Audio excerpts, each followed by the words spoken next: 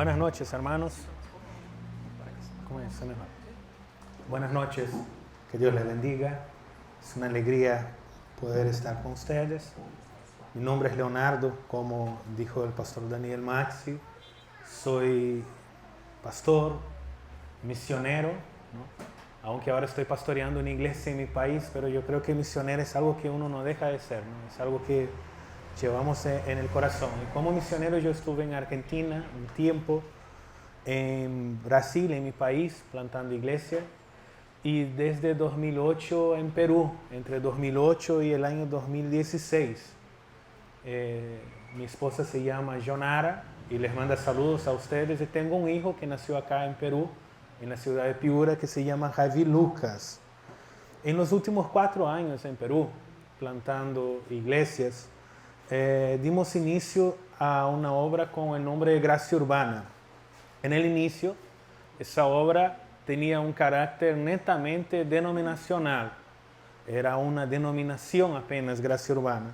Pero después, con el tiempo, y por mucha influencia también de Carlos Paz, pastor que está aquí, ideas y consejos y conversaciones, eso fue tomando un volumen de una red que abarca no solamente hoy las iglesias de Gracia Urbana en Perú, sino otra iglesia que prime por la centralidad del Evangelio y que entienda que la plantación de nuevas iglesias es la clave para la evangelización. Mucho hablamos sobre evangelizar, pero la plantación de una iglesia es lo mejor y lo más importante que puedes hacer para contribuir para la predicación del Evangelio. Y Urban Grace, ¿no? O Gracia Urbana, hoy es esa red de iglesias reformadas, misionales, con una énfasis en la plantación de nuevas iglesias. En Perú responde por el nombre de Gracia Urbana, tienen como presidente a nuestro pastor Carlos. Y en Brasil, hoy en Brasil tenemos dentro de la red las iglesias de la Alianza, Cristã da Aliança, que son 4, y la iglesia Vintage 180, que es una iglesia de la ciudad de Porto Alegre. Y como misión entendemos que Dios nos llamó para exaltar a Cristo, para promover comunión entre pastores y plantadores de iglesias misionales, siempre enfatizando la centralidad del Evangelio, aquello que nos puede unir y nos lleva a cooperar unos con otros. Y motivar por medio de la asistencia, de la mentoría, de la realización de seminarios, conferencias, como se está haciendo ahora, la plantación de nuevas iglesias. Esto es lo que esperamos, eso es lo que esperan los pastores que están trabajando para esa conferencia, que tú puedas sentirte motivado, desafiado por Dios a involucrarte en la plantación de una iglesia para la gloria de Dios. Yo quisiera leer con ustedes un texto en la Escritura, en el Evangelio de Juan, Juan capítulo 10, verso 1 hasta el verso 21. Juan capítulo 10,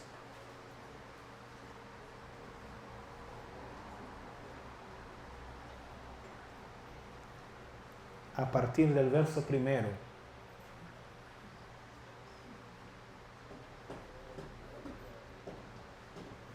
Quiero pedir a los hermanos que a la medida que, al paso que van encontrando, se pongan de pie y vamos a hacer la lectura. Juan, capítulo 10, versículo 1.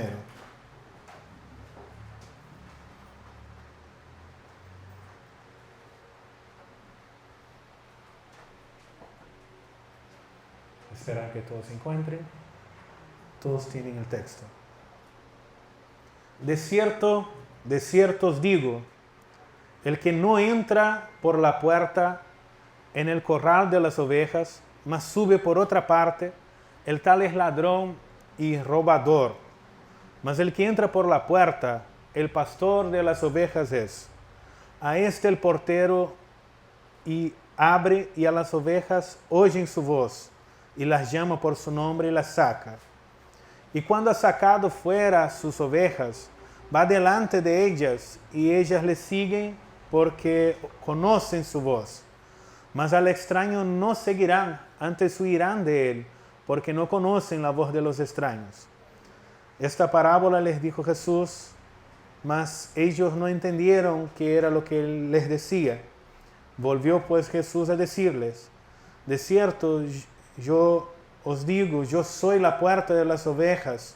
Todos los que antes de mí vinieron, ladrones son y robadores, mas no los oyeron las ovejas. Yo soy la puerta. El que por mí entrare será salvo, entrará y saldrá y hallará pastos. El ladrón no viene sino para hurtar, matar y destruir las ovejas. Yo he venido para que tengan vida y para que la tengan con abundancia. Yo soy el buen pastor. El buen pastor su alma da por las ovejas. Mas el asalariado que no es pastor, de quien no son propias las ovejas, ve al lobo que viene y deja las ovejas y huye, y el lobo las arrebata y esparce las ovejas. Así que el asalariado huye porque es asalariado y las ovejas no le pertenecen. Yo soy el buen pastor y conozco a las ovejas y las mías me conocen. Y como el Padre me conoce y yo conozco al Padre y pongo mi alma por las ovejas, también tengo otras ovejas que no son de ese corral. A aquellas también me conviene traer y oirán mi voz y se hará un corral, un rebaño y un solo pastor. Por eso me ama el Padre, porque yo pongo mi alma para volverla a tomar.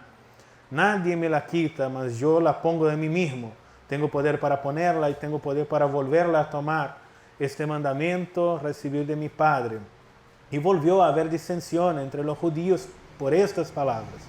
Y muchos de ellos decían, demonio tiene y está fuera de sí, ¿para qué lo oís? Decían otros, estas palabras no son de endemoniado. ¿Puede un demonio abrir los ojos a los ciegos? Hasta ahí, hermanos. Amén. Pueden tomar sus lugares. Señor, nosotros te alabamos por este tiempo de comunión. Queremos meditar en tu palabra y buscar en ella los principios que nos ayuden a establecer una mejor praxis pastoral. Necesitamos un modelo, necesitamos un ejemplo sano, un ejemplo saludable de ministerio pastoral y creemos que no existe un mejor modelo a seguir que de nuestro Maestro Jesús. Así que ayúdanos a encontrar principios válidos en tu palabra, a entenderlos y aplicarlos a nuestras vidas. En el nombre de Cristo Jesús. Amén. Yo quiero hablar sobre el ministerio de Cristo como modelo de ministerio pastoral. Y nosotros, cuando hablamos de ministerio pastoral, por supuesto que hablamos de liderazgo. Y nosotros vivimos una crisis de liderazgo. Y quizás sin precedentes. Hay una gran necesidad de líderes que sean correctos, que sean buenos líderes, no solamente en la iglesia, en cualquier campo. Si miras, por ejemplo, el escenario político mancillado, corrompido, lleno de vicios morales, el desinterés por las causas humanitarias que hay, el recibimiento de sobornos, ¿no? El abandono de nuestras ciudades en Latinoamérica, eso nos hace entender que el liderazgo capaz está escaso. Al mismo tiempo también vivimos una crisis vocacional sin precedentes. Y por vocación queremos dar a entender aquella clase de llamado altruista que lleva a uno a comprometerse en un alto grado con la salud y bienestar del prójimo. Eso es ser un vocacionado, un voluntario. Y es muy hermoso ver a alguien trabajando dentro de su vocación, dentro de esa labor, un vocacionado. Es hermoso cuando ves a un médico vocacionado cuidando a un paciente. Es hermoso ver un policía que es vocacionado, que él entiende que este es su llamado, protegiendo al ciudadano. O un profesor vocacionado que tiene este cariño con sus alumnos y enseña valores.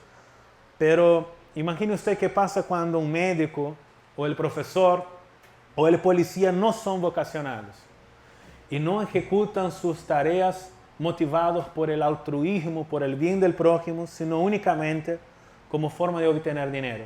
¿Qué pasaría? Creo que nosotros estamos ya familiarizados con este cuadro, porque Latinoamérica, Brasil, Perú, son naciones que tienen un histórico de corrupción. Y es ahí cuando el profesor recibe plata de sus alumnos para no reprobarlos.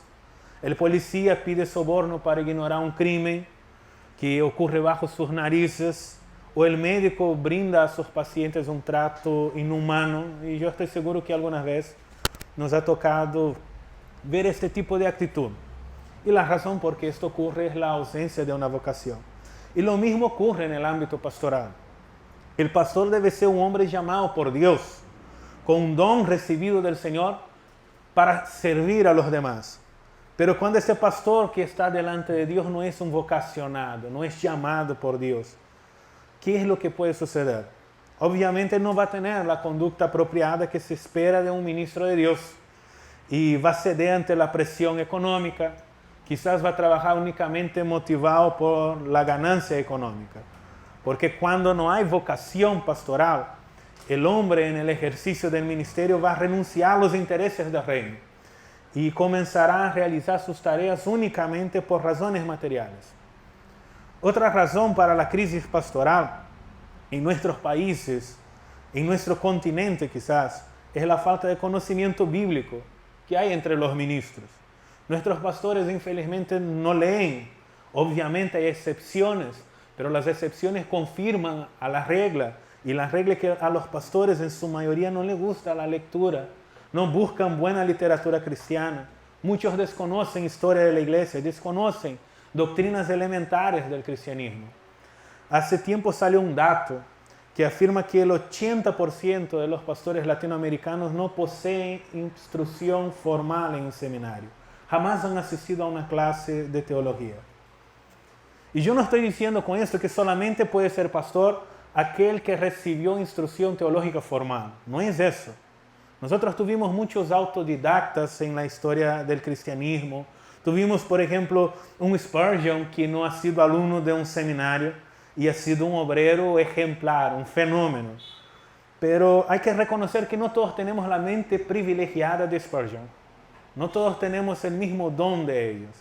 Y a muchos de nosotros nos toca romper la cabeza para aprender las cosas y a veces sentar y escuchar clases. Y muchas veces ese desconocimiento de la doctrina, de las doctrinas más básicas, va a reflejar en el púlpito, en una prédica rara, superficial, temática y casi siempre herética.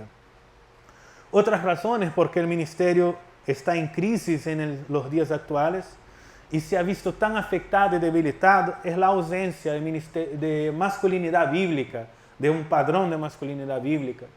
Podríamos mencionar también el descuido con la predicación expositiva. Hay una serie de factores.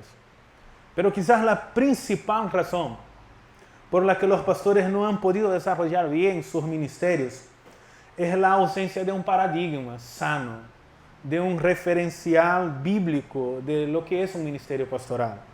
Cada vez más nuestros pastores están buscando modelos empresariales para aplicar a sus ministerios, modelos gerenciales para ejercer el trabajo de Dios y no el modelo de Jesús.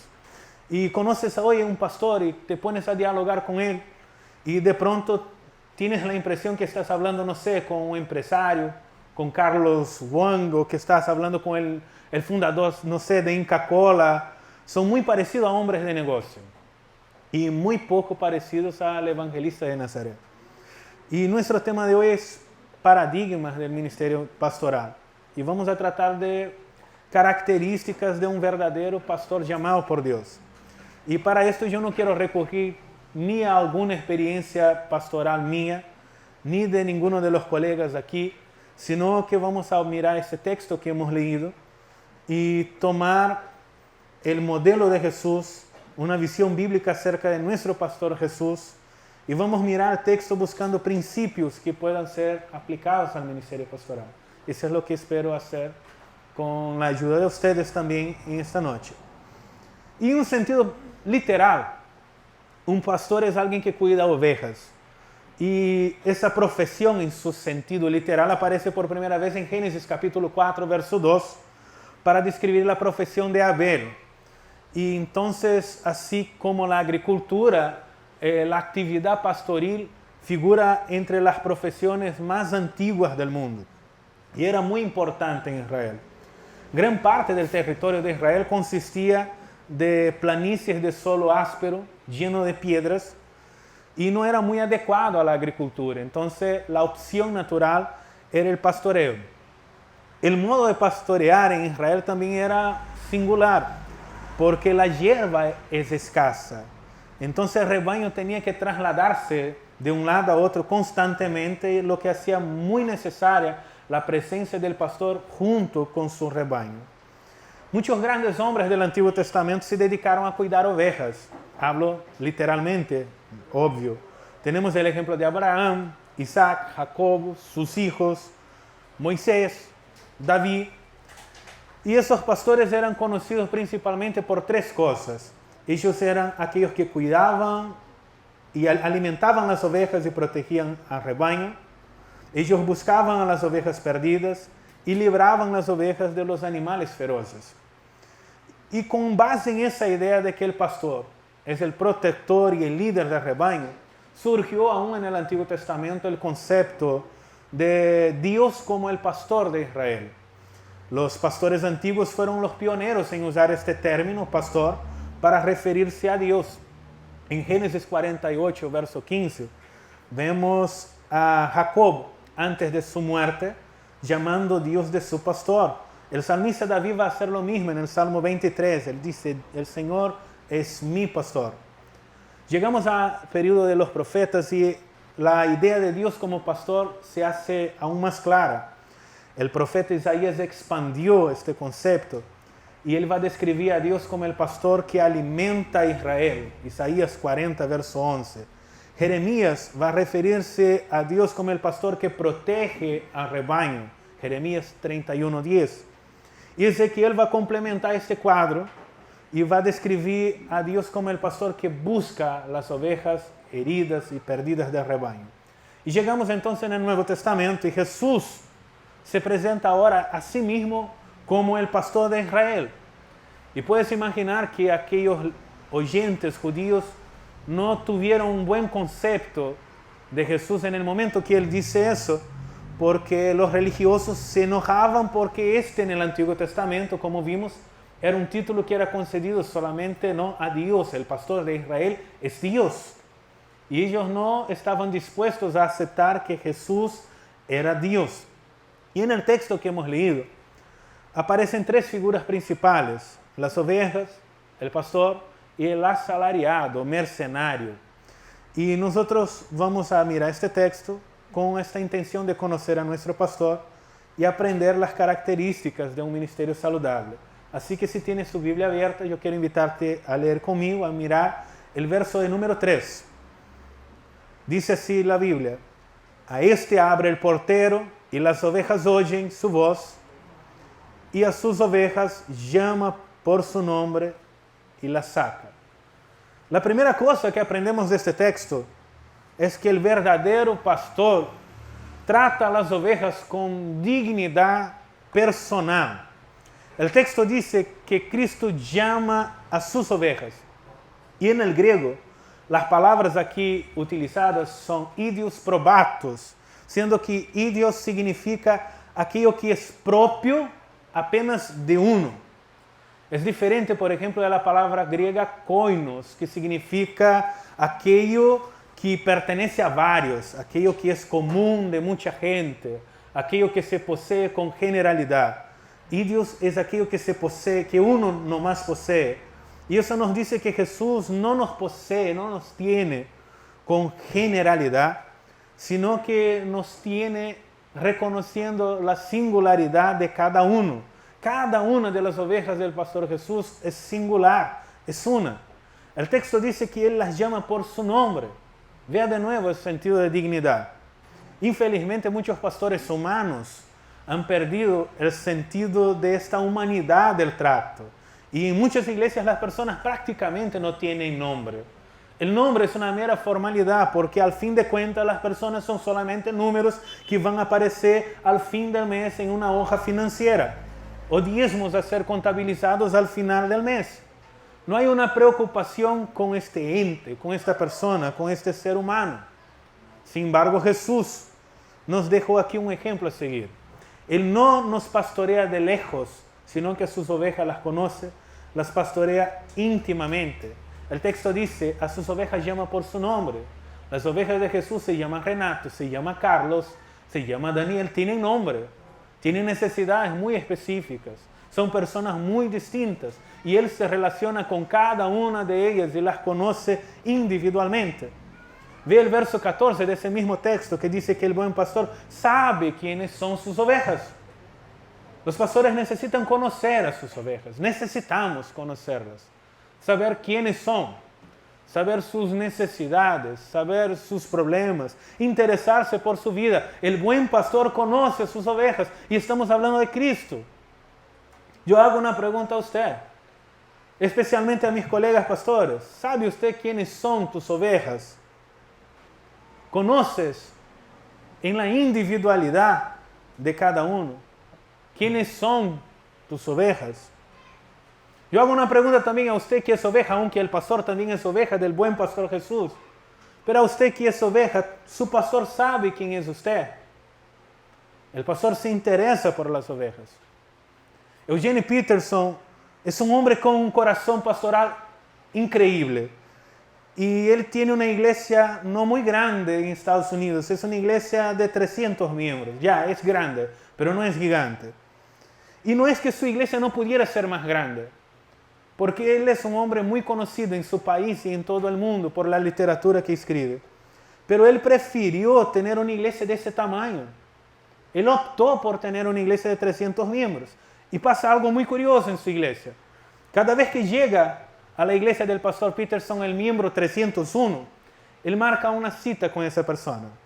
Y él conversa y al final le dice, mira, infelizmente no puedo recibirte porque yo no tengo condiciones de cuidar a usted y pastorearlo como usted se lo merece. Entonces él mismo lo presenta o lo recomienda con algunos de los pastores, sus amigos, que muy gustosamente lo podrían recibir, pero él dice, no tengo condiciones ninguna de recibirte como miembro en mi iglesia. Y una vez por semana, Eugene Peterson toma un café con cada familia de su iglesia, un lunch. Y él es un hombre muy conocido, escritor, tiene títulos publicados en todo el mundo. Y obviamente su iglesia también tiene diáconos, tiene cooperadores que podrían fácilmente encargarse de este trato personal con las personas. Él podría hasta mismo optar por ser un pastor con muchos otros pastores y compañeros en el ministerio para que cada oveja fuese pastoreada como se debe. Pero la verdad es que ese pedacito del ministerio, el estar junto con las personas, escuchando, conociendo sus vidas, participando de un alimento junto con ellos, ese pedacito del ministerio él lo quiere mucho y él no lo renuncia. Él quiere estar con cada una de sus ovejas y eso hace de él un pastor singular. Cuentan que en cierta ocasión el pastor Spurgeon, delante de su iglesia, lloró compulsivamente. Y lo hizo porque miraba a la iglesia que estaba creciendo tanto y él ya no sabía el nombre de las personas que asistían allí. Y eso le trajo una profunda tristeza a su corazón. Y yo cuando miro este ejemplo de Jesús, el buen pastor que conoce a sus ovejas y a esos pastores que han sido fundamentales en el ejercicio del ministerio, yo pregunto si nosotros de hecho estamos preocupados en hacer una auténtica pastoral en nuestras iglesias. El buen pastor conoce a sus ovejas. Él necesita saber quiénes son. Él necesita interesarse por las ovejas. Verso de número 4. Cuando las ha sacado fuera las propias, va delante de ellas. Ellas le siguen porque conocen su voz. La segunda cosa que este texto enseña es que el pastor lidera al rebaño yendo adelante. Él va adelante de ellas. El pastor no es como un general que va detrás, minimizando los riesgos, sino que él va al frente. El pastor ha sido llamado para ir al frente en la dedicación, al frente en la renuncia, al frente en las oraciones. Esto es lo que hace a uno pastor. Él va delante de las ovejas, enfrentándose en el caso literal de un pastor y abatiendo a los lobos, proveyendo la dirección para estas ovejas, viendo, pisando donde hay terreno sólido para que las ovejas puedan pisar. Ir adelante es ser ejemplo. Una de las primeras calificaciones de los presbíteros en la Escritura es su conducta familiar. 1 Timoteo capítulo 3 dice que el pastor tiene que ser marido de una sola mujer, que gobierne bien su casa, dice que tenga hijos obedientes. Hay una preocupación por el ejemplo familiar. Infelizmente, no son pocos los ministros que invierten todo en el ministerio y muy poco invierte en la casa y en su familia. Son un suceso en el púlpito, pero son un fracaso en el hogar. Son queridos por los hermanos, pero son odiados por la esposa, por su hijo, por su propia familia. Y Dios nos llamó para ser ejemplo del rebaño. Un pastor es alguien que tiene un testimonio ejemplar. Un pastor es alguien que se esfuerza por tener una vida ejemplar. Un pastor es alguien que se esfuerza por tener una familia ejemplar. Dedicación a la familia. Y eso debe ser nuestro primer ministerio. Él va adelante. Y la gente ve y copia este ejemplo pastoral. Si la familia pastoral es sana, las familias de la iglesia van a ser sanas porque ellas van a imitar a su pastor. Él va adelante, Él provee el ejemplo. Amén. Verso 11. Yo soy el buen pastor da su vida por las ovejas. La tercera característica pastoral de este texto es que el buen pastor se sacrifica por las ovejas. Yo doy, dijo Jesús, mi vida por las ovejas. El ministerio pastoral es la entrega de una vida. Y eso fue lo que Jesús hizo todo el tiempo. En la vida Él adentró al mundo de los discípulos, Él cuidó a los débiles, Él sirvió a los necesitados. En su muerte, Él fue un sacrificio perfecto por nuestros pecados. Él entregó su vida, Él sacrificó su vida. Y por supuesto, tú y yo no lo podremos imitar jamás en el segundo ejemplo. No podremos ofrecer nuestra muerte para salvación de la gente porque nuestra muerte no va a salvar a ninguno. Pero podemos y necesitamos esforzarnos para ser como Él en el primer ejemplo, viviendo para el prójimo. Dios nos llamó para servir a las ovejas, no para servirnos de ovejas. Nosotros los pastores somos ministros de Dios, lo que significa que servimos a Dios en primer lugar. Sin embargo, servimos a Dios sirviendo a la gente. Nuestro ministerio cobra sentido, se materializa cuando servimos al prójimo. Fuimos llamados a eso. Verso de número 15. Así como el Padre me conoce, yo conozco al Padre y pongo mi vida por las ovejas. Yo conozco al Padre. El pastor bueno o el buen pastor es Jesús. El pastor bueno, el que se esfuerza para ser como Jesús, es alguien que anda cerca de Dios. Él dice, el Padre me conoce, está diciendo Jesús. El Padre me conoce. Yo conozco al Padre. Y este conocer a Dios, este andar cerca de Dios, este hacer la voluntad de Dios son marcas de un genuino ministerio pastoral.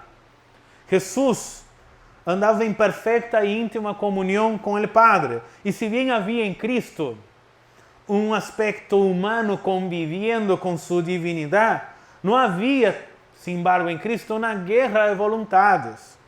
El Salmo 40, verso 8, un verso mesiánico, el texto dice así, refiriéndose por supuesto a Jesucristo, prefigurándolo.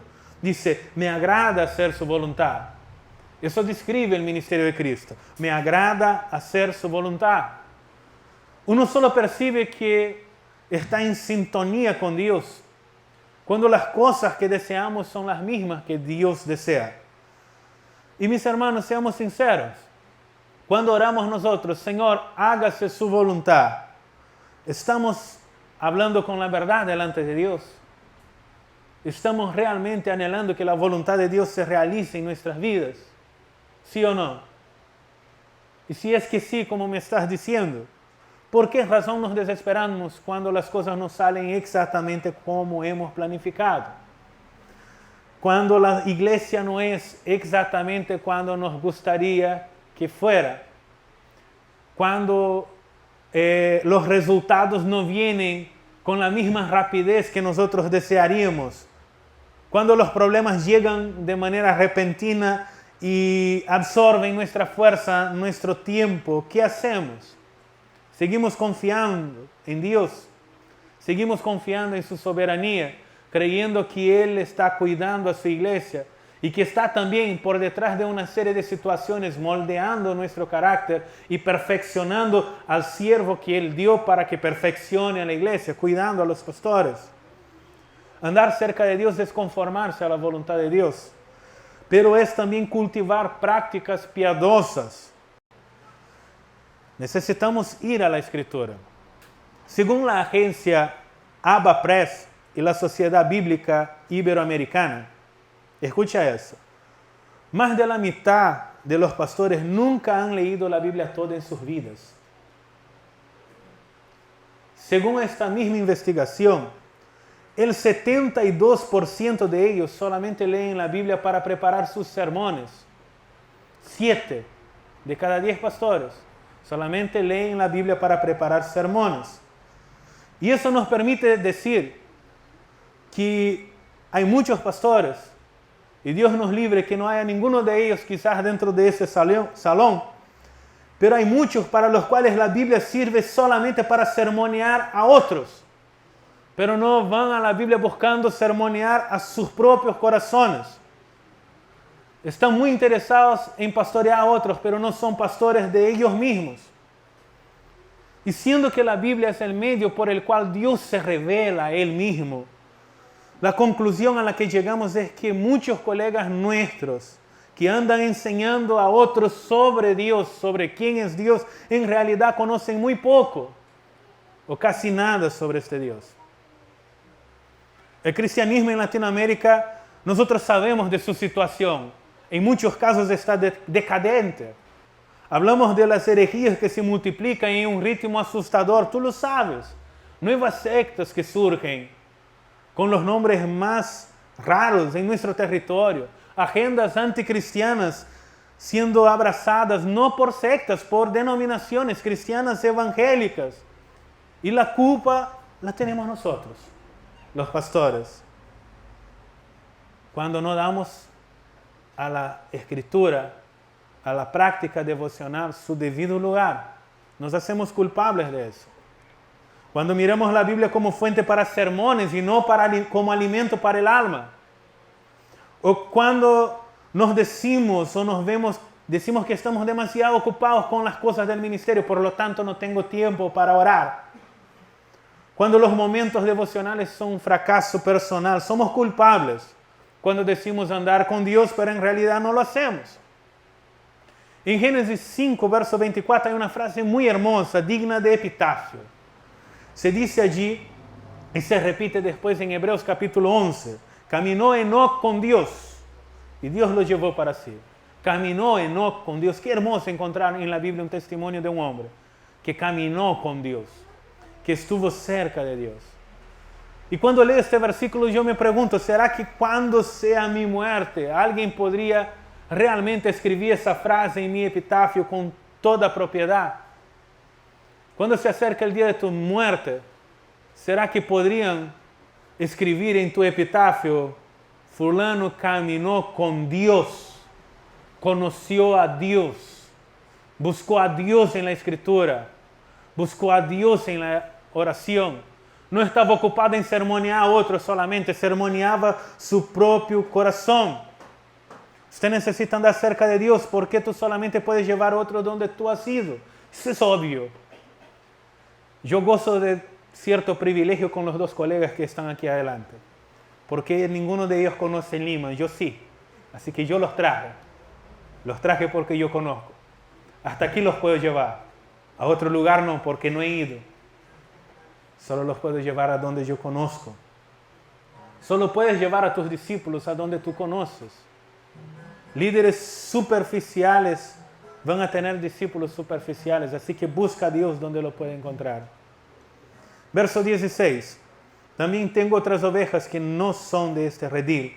A aquellas debo traer y oirán mi voz, y habrá un rebaño y un pastor.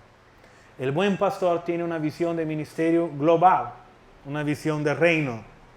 Observe que hacia dónde está mirando Jesús. Jesús dice, yo tengo otras ovejas allá afuera, no de este rebaño. Jesús no ve su iglesia simplemente como el grupo actual que tenía, Él ve más allá. Él dice, yo tengo otras ovejas. Él ve a los gentiles que nunca han oído y dice, estas son mis ovejas. Tengo ovejas allá. Y eso nos habla de la doctrina de la elección, la cual es maravillosa. Sinceramente, yo no sé cómo yo haría si no fuera por esta doctrina, si yo tendría la paz y tendría éxito en el ministerio. Yo sé que hay muchos que no conocen o no creen en esa doctrina y son buenos misioneros, son pastores y plantan iglesias, pero yo particularmente no podría hacerlo a menos que creyera de esa forma, a menos que no tuviera la seguridad de que Cristo tiene sus ovejas, que de entre los perdidos del mundo Cristo tiene algunos que son suyos y que Él los llama y que a nosotros nos toca ir a buscarlos. Un buen pastor entiende que su pastoral debe ser orientada hacia afuera. Yo quiero hacerte una pregunta bastante práctica, hermano. ¿Cuál es el tamaño de tu congregación? ¿Cuál es el tamaño de tu iglesia? Necesitas aprender a ver esas otras ovejas. Debes entender que hay gente que aún está perdida en las calles de la ciudad, pero Cristo las ve y dice, son mis ovejas. Son ovejas de Él y un día vendrán. Y si lo entiendes, vas a trabajar no solamente dentro del templo, pero vas a desarrollar una pastoral legítima hacia afuera, hacia los perdidos, buscando alcanzar las otras ovejas que aún no están en el rebaño. Verso 17, yo pongo mi vida, por eso me ama el Padre, yo pongo mi vida. Nadie me la quita, yo de mí mismo la pongo. Tengo poder para ponerla, tengo poder para volver a tomar. La sexta y última lección de este texto, versos 17 y 18, es que el pastor es un voluntario, no un profesional. Ve en ese texto que Cristo entrega su vida como un acto voluntario. Yo pongo mi vida. Nadie me la quita. Él se da por amor. Porque ama al Padre, porque el Padre lo ama, Él pone su vida. No hay una obligatoriedad aquí en este texto. Lo que vemos aquí es voluntariedad. Es el deseo de servir. Él dice, nadie está quitando mi vida. Es lo que dice Jesús aquí. Yo no estoy haciendo eso por obligación, en otras palabras. Lo hago por convicción. Lo hago por pasión. No es solamente porque me obligan a hacerlo. Yo lo quiero, me complace, me agrada hacer la voluntad del Padre. Salmo 40, verso 8. Un cristiano que solo trabaja por obligación, que no tiene placer en el sacrificio, es un cristiano inmaduro que entiende poco o nada acerca del corazón pastoral de Jesús, porque Jesús es voluntario. Y un pastor que solo trabaja por obligación necesita evaluar su ministerio para descubrir si verdaderamente ha sido vocacionado, esto es, llamado por Dios, o si tan solamente es un profesional del púlpito y de la iglesia y que realiza rutinariamente su trabajo motivado únicamente por la paga que se le da al fin de mes. Un pastor genuino, aún delante de dificultad y persecución, puede gozarse en su ministerio. El apóstol Pablo dice esto en 2 Corintios capítulo 12, verso 10. Pablo va a decir lo siguiente, por lo cual, por amor a Cristo, él está hablando de la causa, por amor a Cristo, la causa, me gozo, el efecto, por amor a Cristo, me gozo en las debilidades, en las afrentas, en las necesidades, en las persecuciones, en angustias, porque cuando soy débil, entonces soy fuerte. Cuando Pablo fue encarcelado por predicar el Evangelio, este mismo apóstol escribe una carta a los hermanos de Filipos, y él escribe, alégrense en el Señor, hermanos. Y él redunda, él dice, otra vez os digo, alégrense. Y por supuesto el que recibe la carta piensa, pero Pablo, tú estás en la cárcel.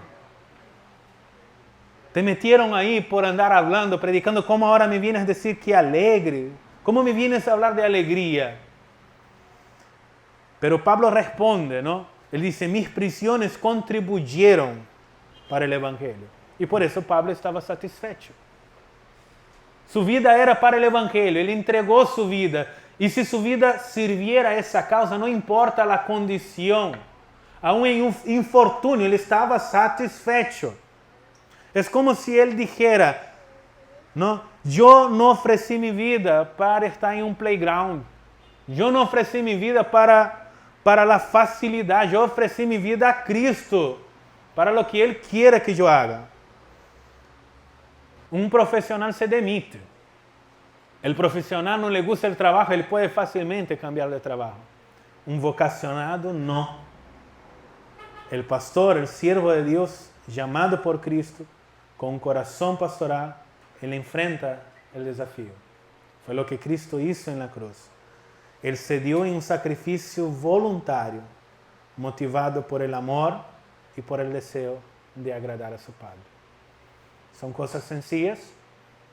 Seguramente ya se me va el tiempo también, pero que son muy importantes y fáciles de aplicar en nuestros ministerios. Así que comencemos por eso. Comencemos por nuestro corazón pastoral. Comencemos conociendo a Dios. Mire, 7 de cada 10 pastores solo leen la Escritura para preparar sermones. Que sermoneemos menos a otros y más a nuestro corazón. Que andemos con Dios. Amén. Vamos a orar sentados mismos. Cierra tus ojos, habla con el Señor. Mi Dios, gracias por este tiempo en tu presencia, por poder hablar de tu palabra. Queremos, Señor, tener un corazón pastoral, tener este corazón voluntario, conocer íntimamente a las ovejas, conocer personalmente, interesarnos por personas. Por supuesto que algunos ejemplos no son universales, son humanos. No todas las personas deben tener una iglesia de 300 miembros solamente y limitarla como Eugene Peterson. Esa es la manera que él encontró para hacer el ministerio. Pero sin importar el tamaño de la iglesia que plantemos, que nunca haya en nuestra iglesia una oveja abandonada, una oveja que no tiene cuidado pastoral. Si la iglesia llegara a tener 1000 miembros, que pueda haber, 50 pastores para cuidar a tanta gente, pero que este presbiterio cuide a las ovejas, que haya un cuidado, que haya un deseo de involucrarse en la vida de las ovejas. Ayúdanos, Señor, a tener este corazón pastoral, no ser como el asalariado que no es pastor. Aunque dignos de nuestro salario, que podamos ejercer nuestra función por vocación, por amor, no por una profesión, porque eso aprendimos de ti, Señor. Muchas gracias en el nombre de Jesús. Amén, Dios.